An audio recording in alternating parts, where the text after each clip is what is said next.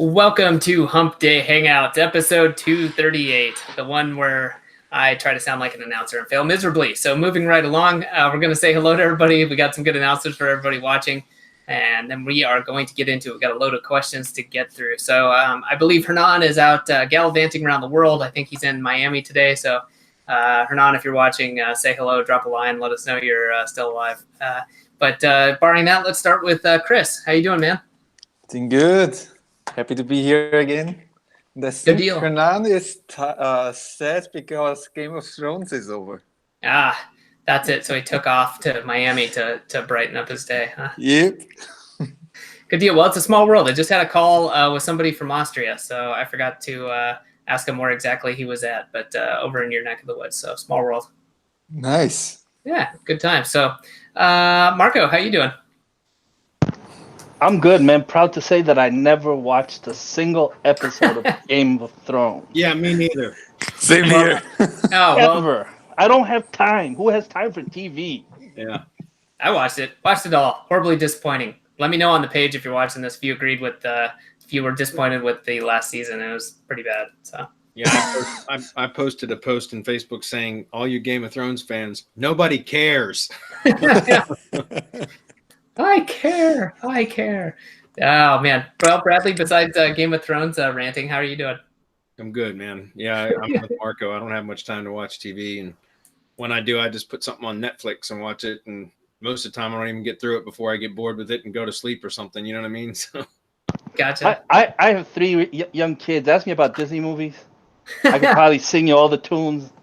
But TV and programs and series and all that shit, I ain't got time for that. Yeah, I agree.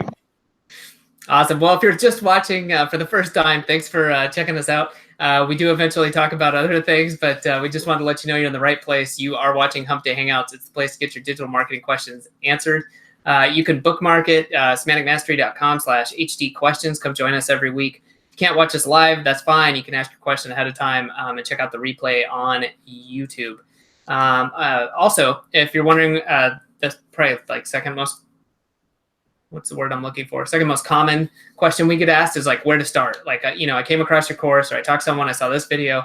If you're looking where to start with Semantic Mastery, go grab the battle plan. It's battleplan.semanticmastery.com. Great way to get repeatable processes. We've laid everything out in there. It's based upon the processes we use, the tools we use, the stuff we recommend and use ourselves. And if you're looking to take your marketing agency or you want to start a digital marketing agency and kind of add some rocket boosters to it and get going, you should join the mastermind.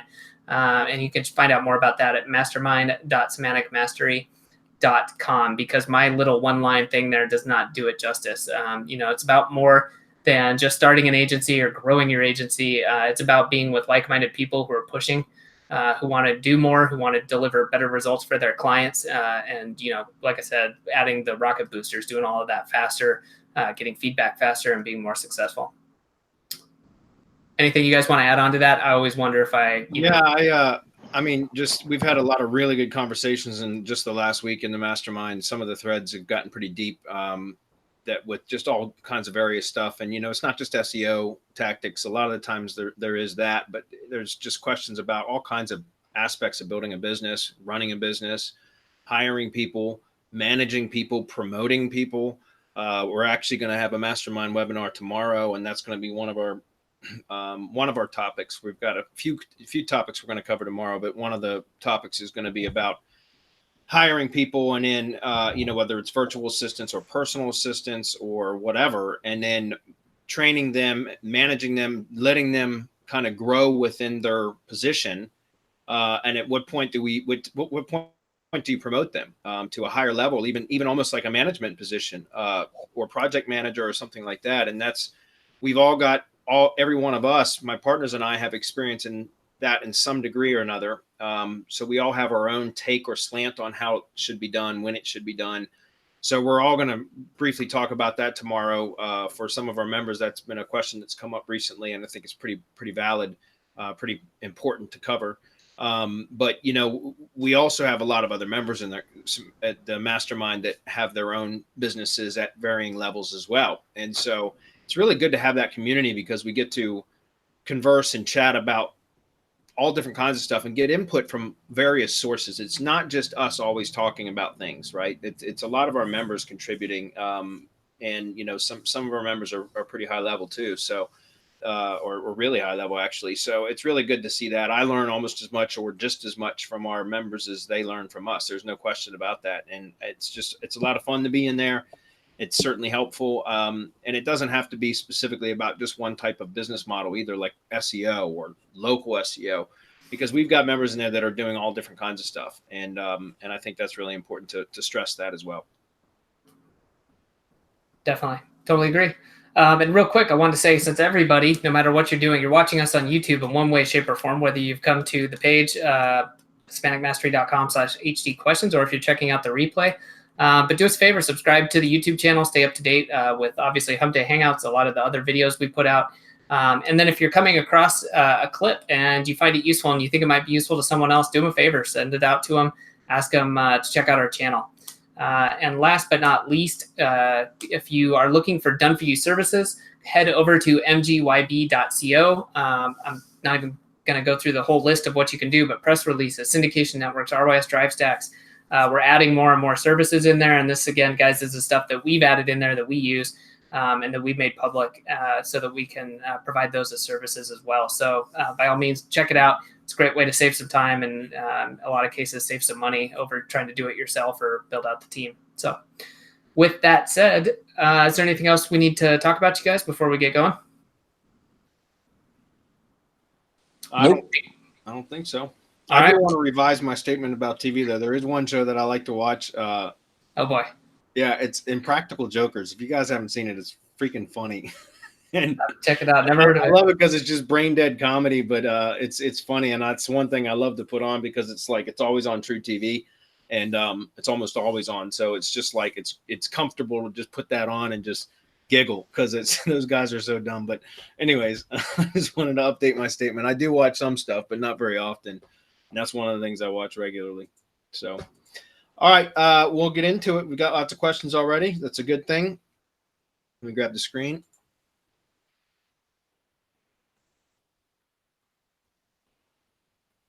Okay, cool.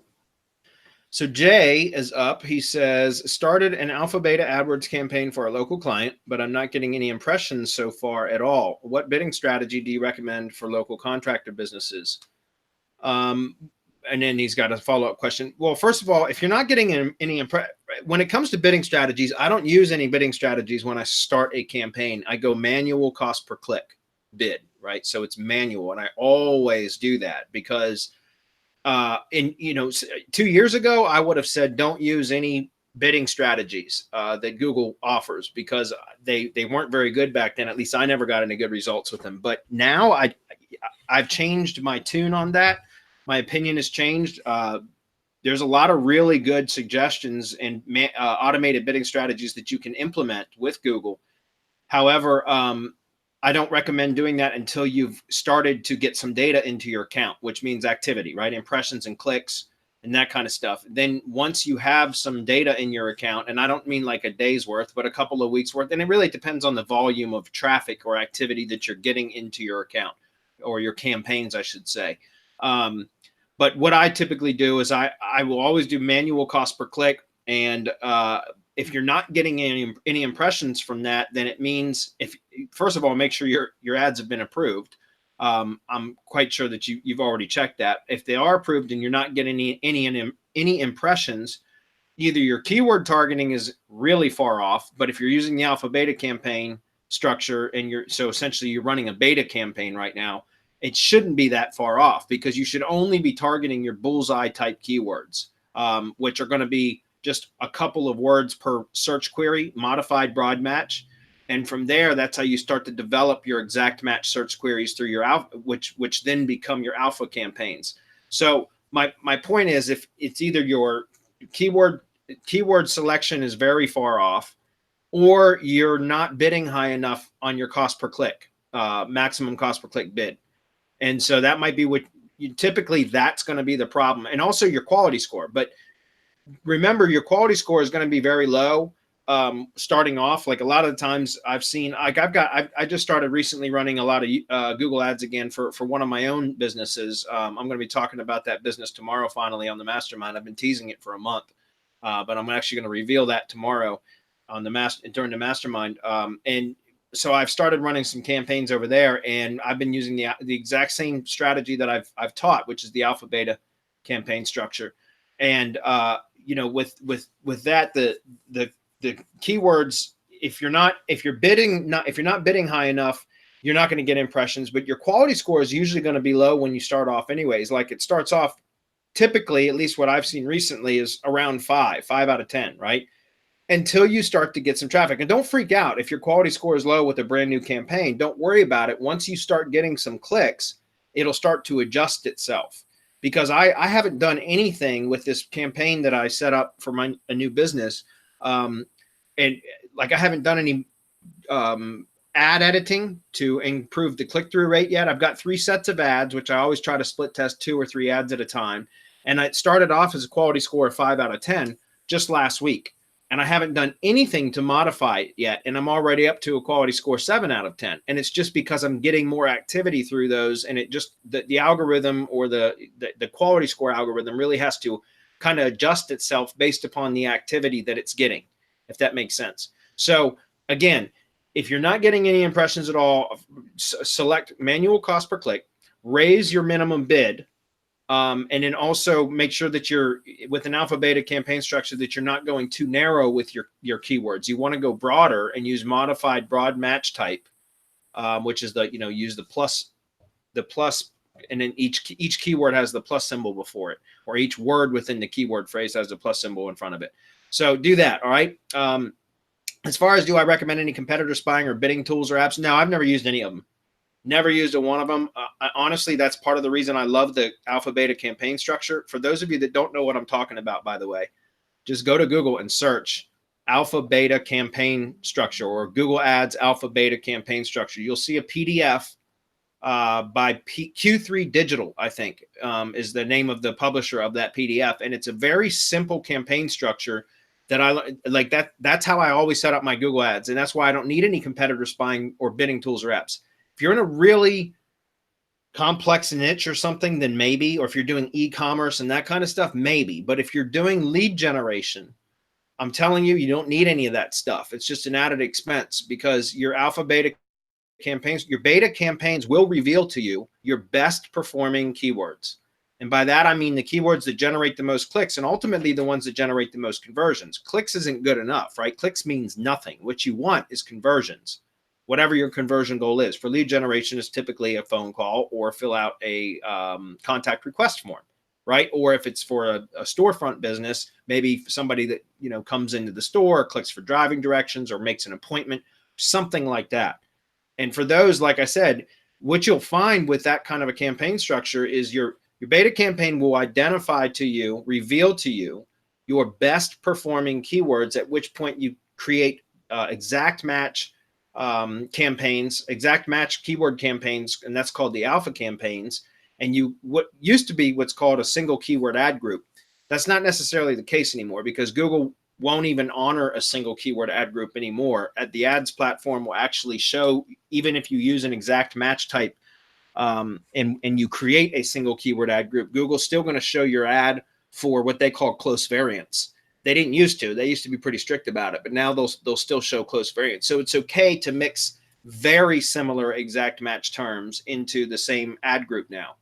But what I love about that, guys, is, again, that it's such a simple way to set up and let the data show you what the best keywords are, and then you create your alpha campaigns around those best keywords. And I learned how to do that also through what the hell's the guy's name that wrote the Perry Marshall, the 80-20 rule. If you look, the 80-20 sales and marketing book, go get that on Amazon and read it. It's incredibly powerful, that book.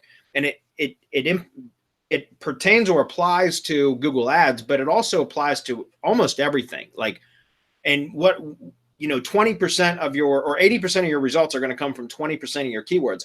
And in fact, it's often closer to 90% of your results come from 10% of your keywords, or 95% of your results come from 5% of your keywords. And that's absolutely the truth. And I've seen it time and again whenever I've been running lead generation campaigns using Google Ads. So that's a great question.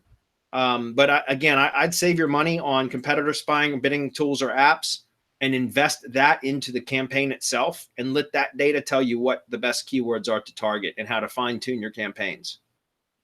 Anybody want to add to that? No. Okay. Gordon's up next. He says, hey guys, your generosity in Hump Days is greatly appreciated as usual. You guys are the best. Thanks, Gordon. He says, should I conclude from comments on previous Hump Days that using a Google site for a local lead gen site and hammering it with RYS, drive stack, syndication networks, and link building from the MGYB store is more likely to get you a page one ranking faster and easier than using a regular new standalone domain for the site?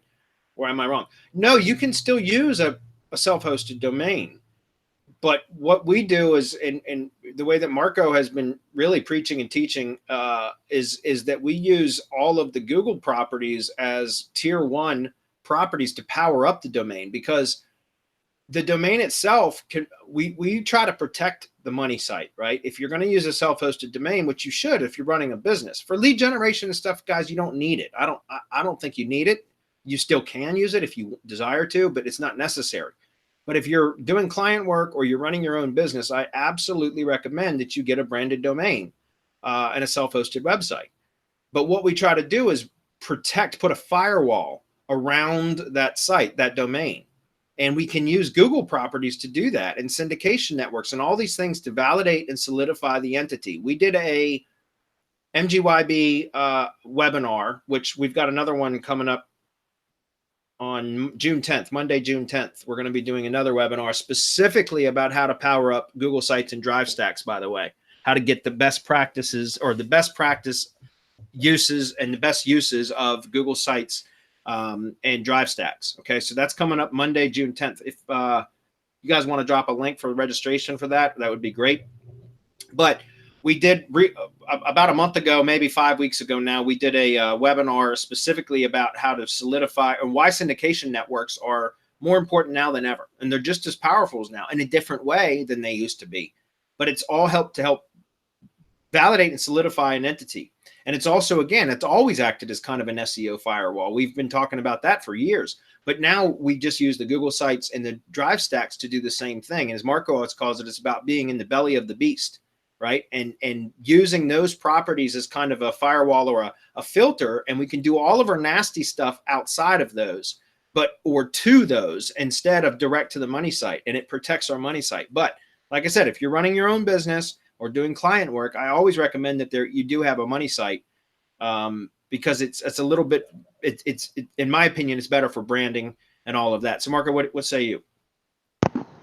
I would say that since he's talking about local lead gen, and his purpose should be to rank in the map pack.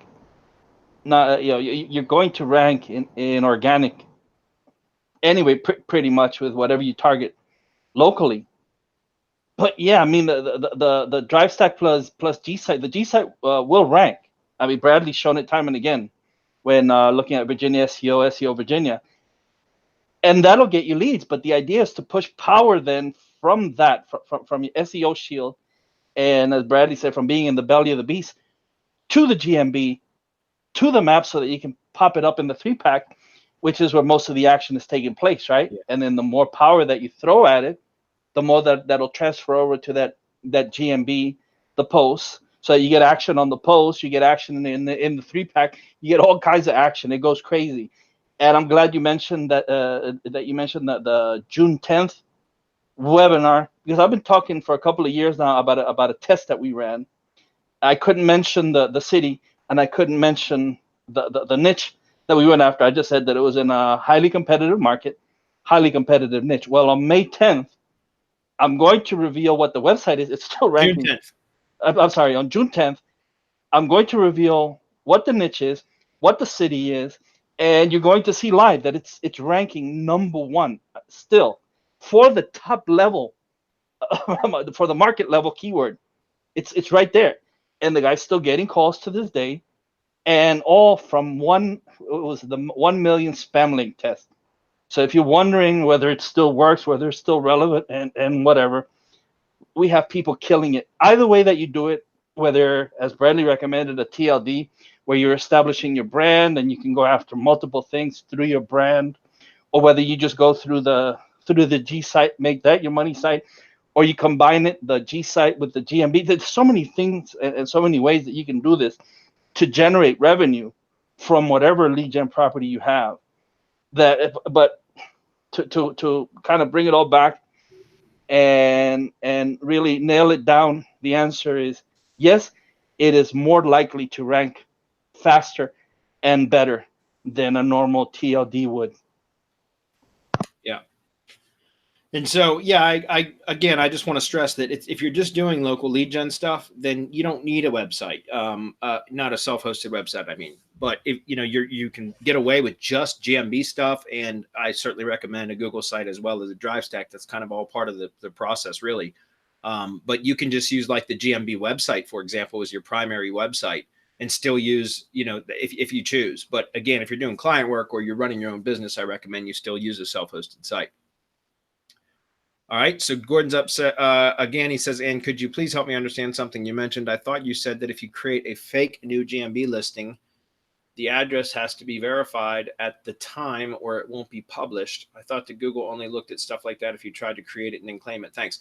Well, I'm not sure I understand that question, because what I was saying was when you are creating a GMB, and remember, I don't verify the GMBs anymore. I mean, other than the manual way that I've done it many times over the years, which is using PO boxes with the street address option. That obviously you have to have but you can go pick up a postcard for that, but that's manual because you've got to go rent the PO box, like go sign the paperwork, show your ID, pay for it and all that, get the key and the box assigned to you, then go back and register the GMB and then wait for the card and then go back and pick the card up. So that's a manual process. But as far as like buying them, I'm not, honest to God, I still don't know how it's being done. I never cared. I didn't ask and I don't care. And I wouldn't tell even if I did know, you know what I mean? So, but what I'm saying is if you're trying to verify GMB, at some point when it's being verified, there has to be a physical location, a physical address entered, or it will not allow you to verify it, period. Now, if it's a service area business, you're supposed to clear the address before adding your service areas once it's been verified, right? But Google understands where the physical location of the Google My Business is, because it's a requirement in order to verify or to claim it anyways, to create it and or claim it. Does that make sense? So if you're talking about, if you tried to create it, Google only looked at stuff like that. If you tried to create it and claim it, yeah, I mean, I don't know what other options there are. Like, if there's an existing GMB out there that's unclaimed, then it's going to have a location associated with it already. If you're creating a new listing, you have to put a physical location in. You cannot create a new one without having a physical address, right? Again, there are other ways to verify them, obviously, than actually going and picking up the mail. That's how people are able to provide that as a service. That's how we've been able to provide it in MGYB. But you still have to have a physical address. That's my point. And so what I was saying was, if you're going to be using GMBs with spammed addresses, I don't recommend that you build citations, because where is that address? What was that physical address, right? If it's for a service area business, you're going to clear the address anyways. But when you get the location, when you get the verified location, you should know what the address is, because it's going to be up to you to clear the address and start adding your service areas. The problem occurs because if you start sending or building citations, most citation directories or business directories require a physical address, a street address. So you have to enter that in, and it has to be the same as whatever it was that was associated with the GMB when it was created and claimed and or verified, right? Has to be that same address, or else it creates ambiguity. Ambiguity. I can't say that right now, but it ambiguates the data. In other words, it will create NAP inconsistencies. So it has to be the same. Well, what happens when you start building citations to a location? They get put on marketing lists. That business, and I'm using air quotes, that business that you created gets put on marketing lists, direct mail marketing lists.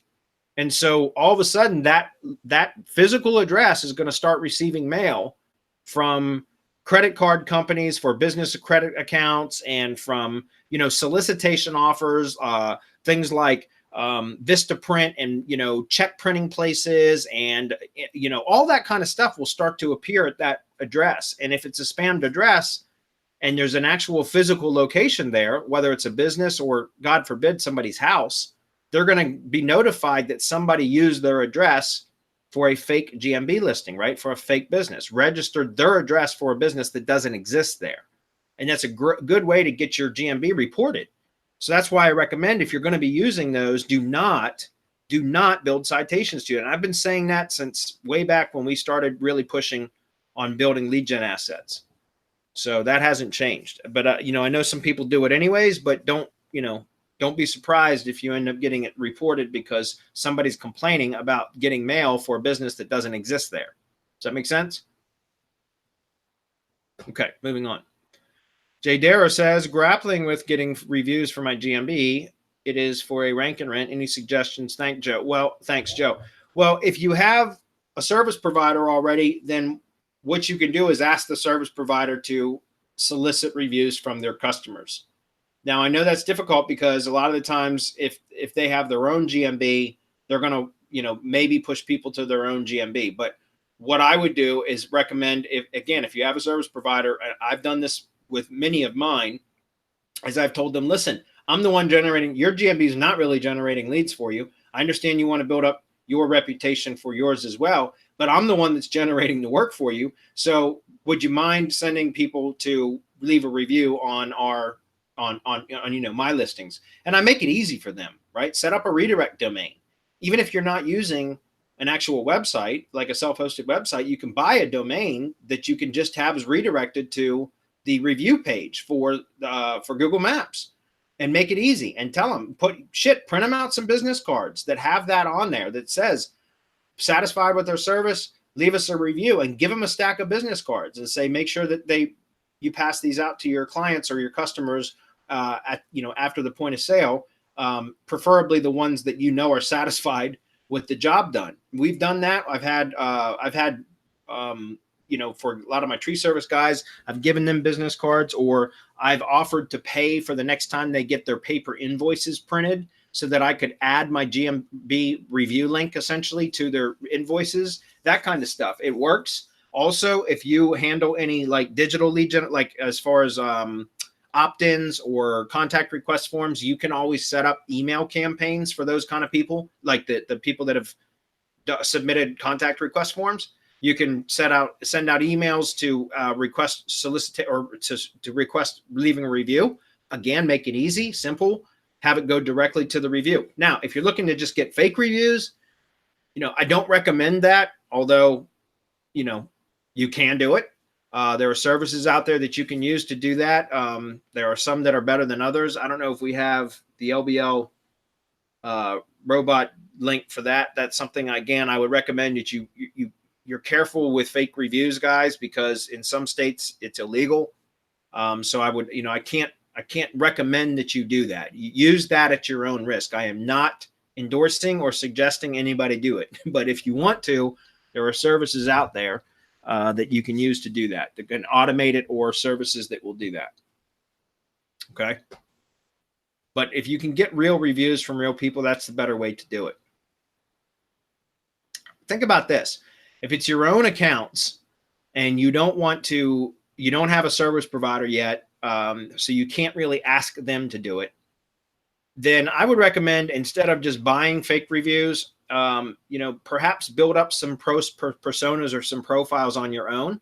If you're using something like Browsio or Ghost Browser, wouldn't it make sense to have some profiles that you build up with local guides that you use to review multiple businesses before you start reviewing any of your own?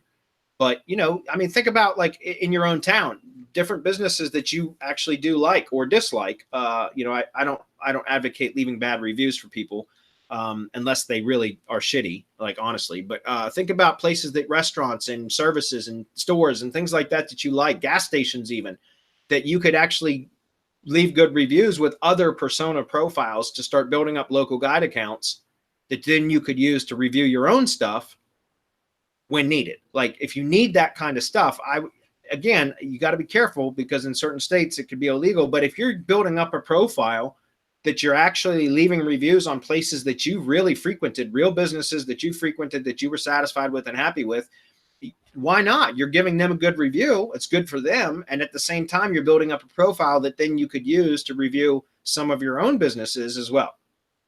Okay. So there's multiple options to do that. I'm not a big fan of buying fake reviews, just so you're aware of that. Okay. Steve says, just bought 20 GMBs, which I am in the process of getting created. How would you use them to get the most benefit, i.e. focus on one niche in one metropolitan area or something else? When setting up, what would you recommend as the 3 most effective things I should focus on to get better rankings and more calls from them? Okay. That strategy, it evolves all the time. So as of today, if you had 20 GMBs, yes, first of all, I absolutely recommend one industry, because then you only have to learn all the keywords and develop the creatives and the content and the marketing messages and all of that for one industry. If you have 20 GMBs and you wanted to do 5 industries, you have to go through that whole creative process, that research and discovery process 5 times, which is it's enormously time consuming. So what I recommend is, if you just target one industry, you only have to do keyword research once. Right? You only have to come up with like learn the vocabulary and the pain points and the market, the best marketing terms and messaging and that kind of stuff one time. You can come up with one set of creatives that can be used again and again and again. Right? So first of all, one industry is always what I recommend. You don't have to do that. We know a lot of people that target multiple industries, and that's fine. Just know that it's going to be more work. Okay. Number 2, would you focus on one metropolitan area or something else? No, I wouldn't. And again, strategy has evolved. It went from when the mobile first algorithm, or mobile index first, really took over at the end of July last year, 2018. There was a huge open hole, but we started off just targeting like the suburbs of metropolitan areas. But then we found that there was opportunity by targeting on a zip code by zip code basis. There were open holes that you could actually get good results from a GMB by finding zip codes that didn't have other businesses registered in that specific zip code, right? But then, so we started teaching that. But then I found out if you have too many locations too close to each other, that you end up experiencing, at least I have, some pigeon filter issues, which means Google will filter some of the locations out because they're too similar to other locations. So what I recommend now is that you pick a couple of locations in a metropolitan area that are in proximity, are further apart from each other, and only focus on the ones that look like the lowest hanging fruit, or the least competitive ones, but not going crazy. Like at one point I was building 12 to 15 locations in a metropolitan area, but what I found was half of them would end up getting filtered out. And it's not that you can't get that filter lifted. It can be done, but it's an enormous amount of work to do so. The whole point was to rank these things quickly and without a lot of work. And so we were actually kind of shooting ourselves in the foot, right? Hindering our performance or our ability to get results because we had too close together. So what I recommend now is looking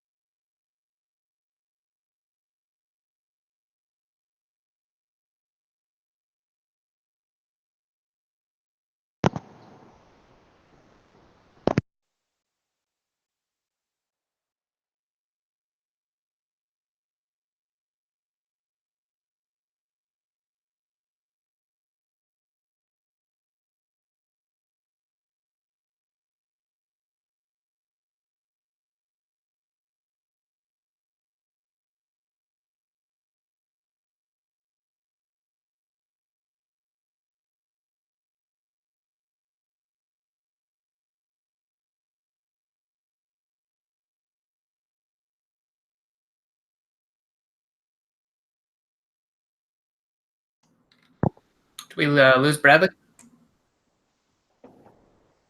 I think we did. Uh-oh. Well, everyone, it looks like we're experiencing some technical difficulties. Let's see if we can contact him somewhere else. I thought it was me. Yeah.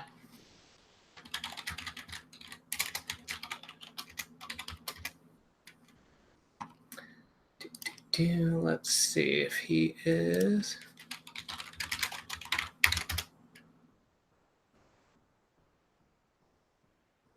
Well, everybody, hang out for a minute, grab a drink, do something. We'll be back as soon as we figure out what's going on here. Let me check and see if, actually, I'm wondering if it's even playing. Let me check.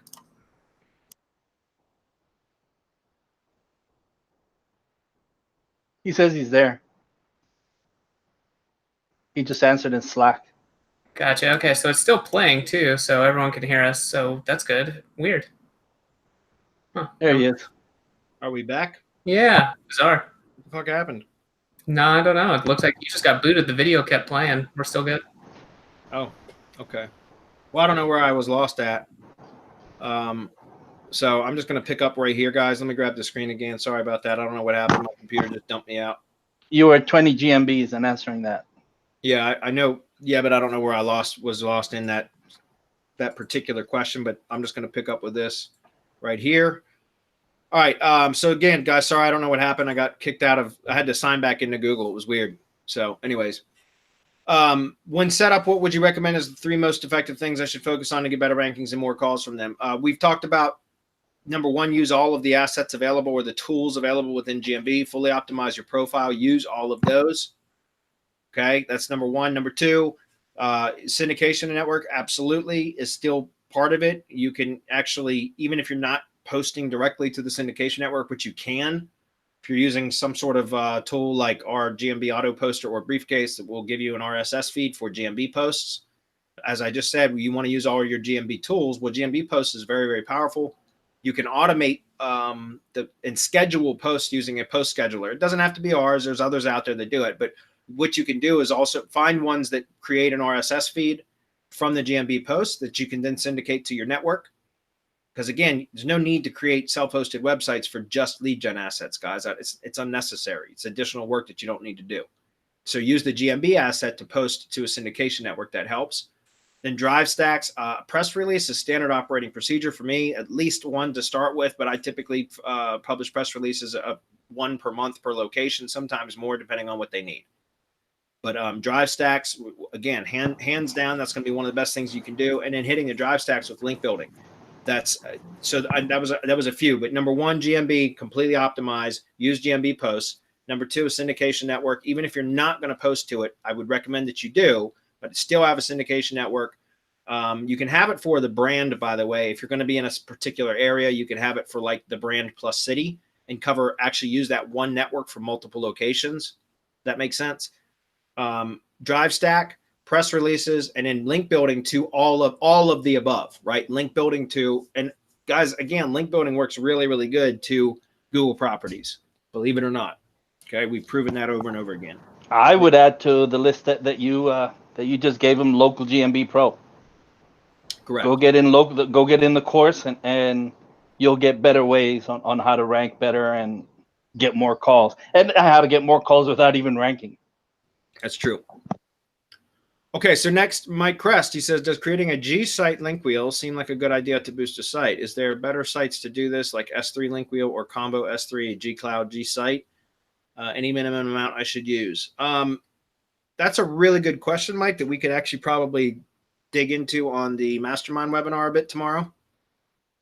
I was going to say the same thing, because the only thing I'm willing to answer here is it seems like a good idea. Test it and find out. Yeah. But yeah, I would agree. I mean, you can test them all, right? G sites we know work well.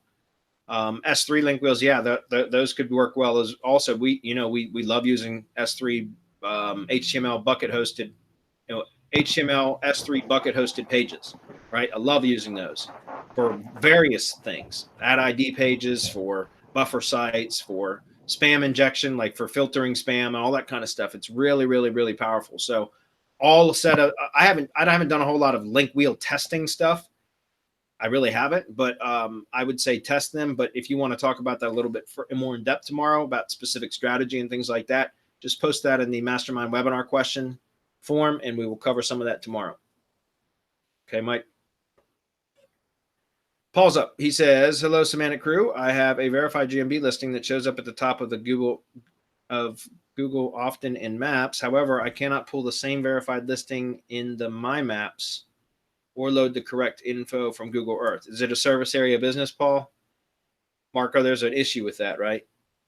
Yeah, you can't hide the address and then try to find it. That's right.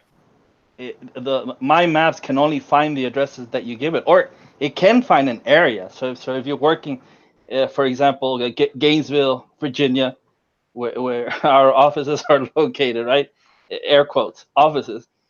But you can pull in the area, but you cannot pull in an address within the area unless it's not hidden.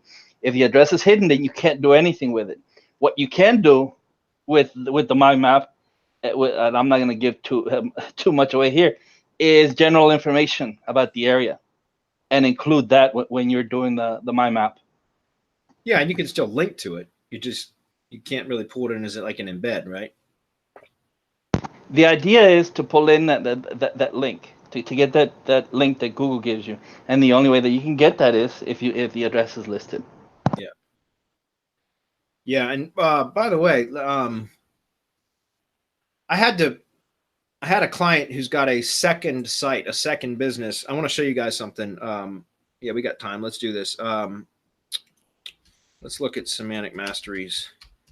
I'll show you something. Okay. So I have a client that has a second business. It's kind of a complementary business or a sister business, but it's run by a kind of an employee of his, but it's a painting company, and they have like they do like house painting and stuff like that. So they're a painting contractor as the primary site, but the secondary business is like interior design and color design, and they do cabinet refinishing or cabinet painting and stuff like that. Anyways, they have 2 GMBs because it's really 2 different businesses, but they're really owned by the parent company. And they asked if I could help promote some services for the other business, the color design business.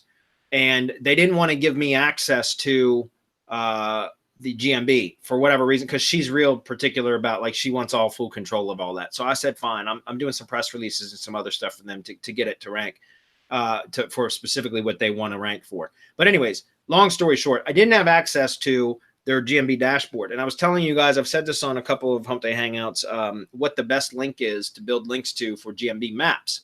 And the easiest way to find it is if you have access to the GMB, is in the GMB dashboard, click on the info tab, and then where it says view on search or view on maps, right click the view on maps link, copy to clipboard, paste it into a text file or notepad file. And then from there, it's going to be a maps.google.com domain / whatever CID $equals, right? And then there's a string of numbers. That string of numbers is the actual map identifier, right? For the GMB, for that Google map listing, it's the identifier.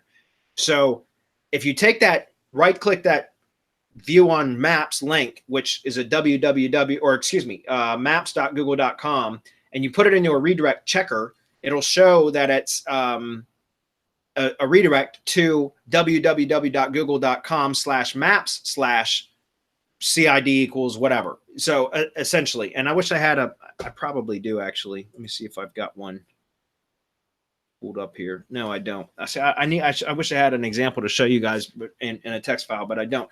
But I want to show you that if you don't have access to the GMB to get that link, then there's another way that you can do it. And that's just by clicking onto the actual map listing, because I had to do this for this client.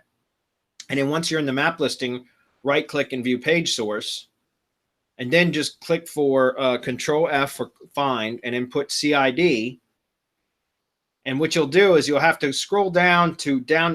I know it's probably hard to see on your side, guys, but there's the yellow lines where it exists, the CID exists. And up at the top, that's not where you're going to find it.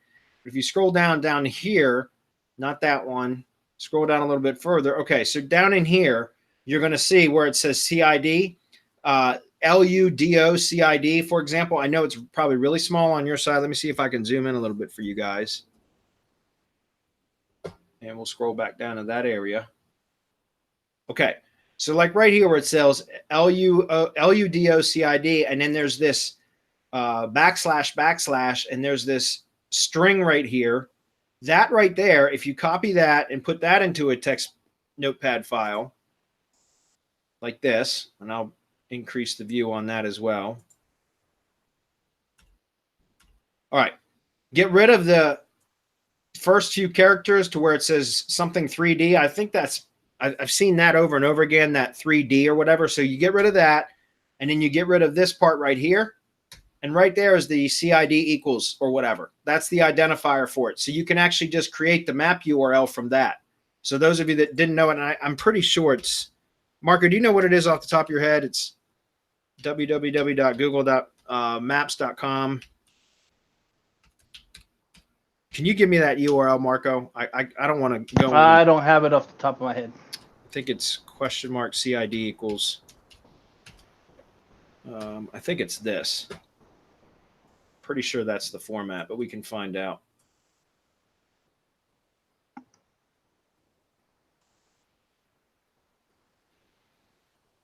No, it's telling me I can't connect to that. Oh, because I spelled goggle instead of Google. That's why. Let's try it this way. Boom. That's it. That was it. So I was right. Okay. So there you guys go. If just so you know, that's a quick way that you can get it is just click through. So this is the actual URL. So what I'm saying is if you go in, and I'll show you guys with this real quick, and then we'll get back to questions. Redirectdetective.com. All right. So if you right click inside of Google, inside of GMB, and select the copy link URL or copy link, whatever, from view on Google, view on Maps, excuse me, it's going to look like this, right? And there might be some stuff appended to the end of it, guys, which you can get rid of. You don't need any of that stuff. And this is what it'll give you. And if you watch, and you'll see, if we put this in and click paste and go, watch what happens. First, it redirects to that www.google version. Then once the page fully loads, it redirects to that really long, ugly Maps URL that you can get if you click share and you click on send a link and you copy that link, which is also a 302 redirect, and then put it in the browser bar. So in other words, it ultimately redirects to this long, ugly URL. But if you take that URL and look at it in a redirect checker, for example, redirect detective or where goes or something like that, you'll see, and this one's saying it's not acceptable, which I'm not sure why. Let's check where goes.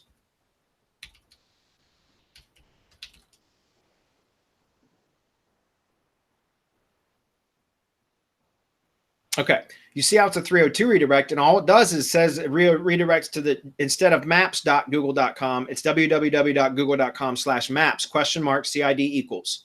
Right? So that's why I was saying all you got to do is go in, copy that link from the dashboard of your GMB, right click it, copy it, paste it into a notepad file, change the maps.google.com to, all you got to do is switch the maps part to www. And then that creates this URL here, and you copy that, and that's the one that you should build links to.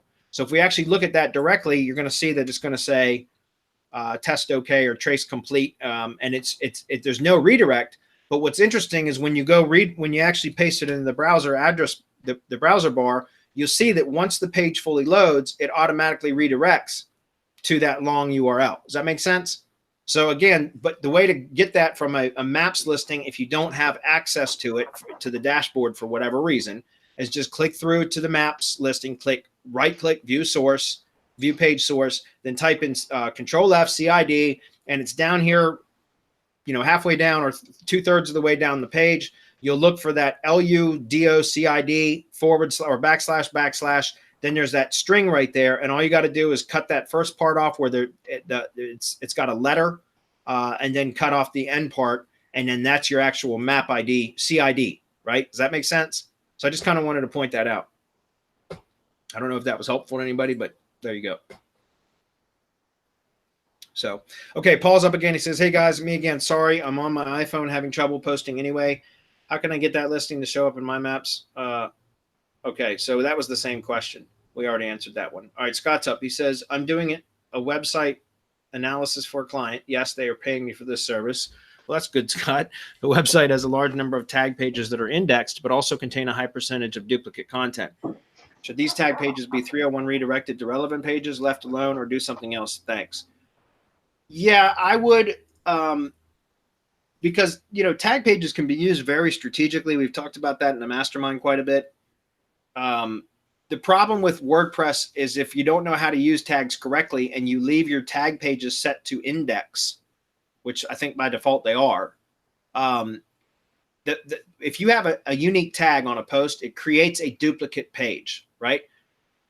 If there's only one post that has a particular tag, then the post itself exists, and then there's a tag page with that same post, right? And that's it. It's got tag in the URL, but it's the exact same page. So that is a duplicate content problem. Tags should not be unique unless you know what you're doing, right? Which you can canonicalize a tag page. So that's something that you can do. We've talked about that in the mastermind. I'm not going to get any further into that right now, but you could do that. Or you could have tags that are more general, so that the same tag gets used across more than just one post. If a tag gets used for 2 posts, then the tag page for that tag is going to have both posts on it, which is unique to the individual post, right? It's different. It's not the same. So if that makes sense, tags should be more general and you shouldn't have unique tags unless you're going to canonicalize or redirect those specific tag pages if you're going to leave them in index. If you leave them to no index, it doesn't matter. So again, unless you know what you're doing with tags, the easiest thing to do is just set your tag pages. Usually in just about any SEO plugin, you can go in and tell it to no index tag pages and tag in archive, the archives, and there's tag pages and author archives and all those kind of things. And you can set all those to no index.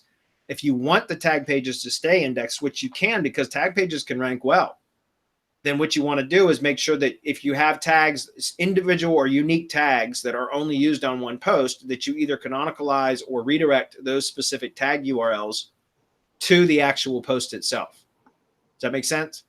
But if you have tags that are used across more than one post, it's perfectly fine to leave those tag pages indexed because they're going to be unique. They're not going to be just a duplicate of the single post. Does that make sense? So there you go. There's Game of Thrones. Look at that. Todd says, hey, guys, I'm working with an essential oils company who does most of their business at pop-up booths at festivals. Now they want to expand online and I want to set up a GMB for them. They don't have a physical location, so I would set up as a service area business, but not sure if I should make the radius their city or make it the entire country. Any recommendations? Cheers and thank you. Marco will like this one because you can, if they sell their essential oils nationwide, then you should put the service area nationwide. Why limit yourself to just a specific city, which is what you would do if you set it for just a specific city. Now, don't expect the GMB to rank for local search terms or search with local intent across the country. I don't think I've ever seen that. It will likely rank wherever your physical location, I'm using air quotes, is, specifically where the business is registered. I know you said it doesn't have a physical location, but if you're going to buy a GMB, then you still have to put an address in, like I was talking about earlier. So there will be an actual locality associated with that GMB, but the service area can be the entire country. That's perfectly fine. Just the important thing is the GMB will help to validate and solidify the entity. It's a great signal for Google. So even if you're not planning on ranking in the maps pack nationwide, because that's not something I would even, ever expect, that it's still a good signal to use. There's no reason why you shouldn't have a verified GMB for every business. Even for like an affiliate marketing business, you still have an actual office somewhere, right? Even if it's from your home, if it's a real business, you can register a GMB for that, right? So Marco, what do you say? What do you say? Okay, so I say, what does Google have to say?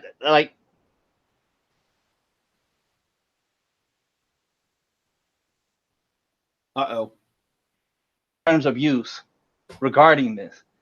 But what Google says is that it's designed for businesses that deliver to local customers, right? When you set your service area, or that you visit or deliver to customers, but you don't serve customers at the business address. right? Plumbers, cleaning services, or whatever. So it's really meant for something more local. Although we're using it, and this is where you're in that gray area. We use it to validate the entity, to reinforce the entity, and that's fine right now. There haven't been any problems. Semantic Mastery is set this way to where we service several areas, not English-speaking countries, and it works well for us, and it's worked well for other businesses that I've worked with that do national and international services, right? Service-based businesses where they actually deliver the product to the customer wherever the customer is. So if you have that type of business, you may be able to get away with it. I hope that answered the question and what he's asking, because it's one of those things where we're actually not honoring the terms of service set by Google for service area businesses, and yet we are. So it's just one of those things. It's one of those weird things where you can just get away with it. I agree. All right, we're almost out of time, guys. We'll try to roll through the next few. Jay says, thanks for the answer, Bradley. Good stuff. My impressions problem with AdWords turned out to be that Google has a 3-day hold on AdWords accounts for security measures since new credit card was input for building. Oh, there you go, Jay. I'm glad you got that resolved. Let's see how I feel about PDNs. I don't know what. Oh, okay. Gotcha. Micah says, yes, I have had someone use a residential address in person, received mail from Google and called and was furious. Yeah, see, that's what I was talking about, guys. That's why I've been saying since, we started kind of pitching, building GMB lead gen assets that don't, I just don't build citations to them unless I can be the one to actually get the mail, which you're going to get physical mail if you start building citations. That's just the nature of how it works. So, don't do that. If you've got GMB lead gen assets, don't build citations. If they're just spammed addresses is what I'm saying. It's a good way to get them terminated because people will get pissed off and report them. Brian says, hey, I'm a chiropractor. I started using several GMBs with different addresses in the same office building. I'm taking up real estate nicely and will roll out more condition-specific sites. How many is too many? I have 4 and was thinking of going to 8 GMBs. Well, that's a good question because it depends on how similar they are. If it's all the same business name, then I would say don't do that because you're likely going to have some that are going to get pigeon filtered. If you're giving them unique names, then that's different, right? The thing is, you don't want to have common data points and what we call NAP, name, address, phone number, or web address. You can have the same domain, but you'd want to have separate landing pages for each location, right? That gives it a unique URL. You'd want to have separate phone numbers. You'd want to have unique business names. Now you can have the same business name, but you want to have separate addresses, separate phone numbers, and separate landing page URLs, right? So that again, you don't want to have 2 of any of those data points be the same. If one of them is the same, it's okay. But if you have any more than 1 data point common across multiple GMBs, then that creates ambiguation, right? And that causes problem, NAP inconsistencies. So, and also, like I said, pigeon filter issues now. So I would recommend that, if you're going to do that, that you try to make the names unique, the addresses, which are obviously unique, but I would have separate tracking phone numbers for each listing as well. And then if you're going to be using the same domain, I don't know that you are, but if you're going to use the same domain, have the landing page or the associated website with the GMB going to separate landing pages, right, with unique URLs for each. As far as now, I haven't tested this type of a setup, so I don't know what would be too many and what wouldn't.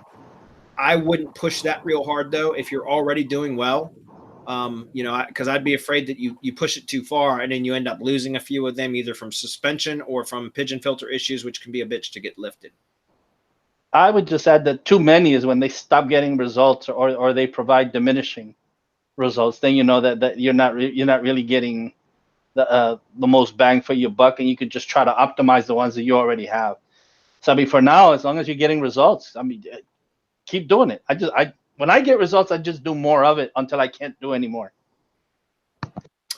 Hey, that's cool. You know what? I think one of our mastermind members, and G's in our mastermind now too, by the way. He's been incredibly active, by the way, which is awesome. Thanks, G. But yeah, I think one of our Tawa or somebody else gave us this link too at some point, and I haven't really used it much, but there you go. Decode place IDs.